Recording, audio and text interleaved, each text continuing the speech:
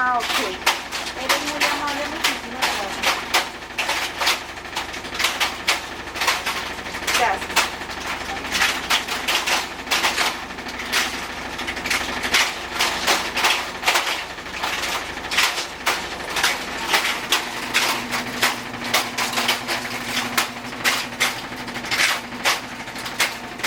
Préstame el celular, mami.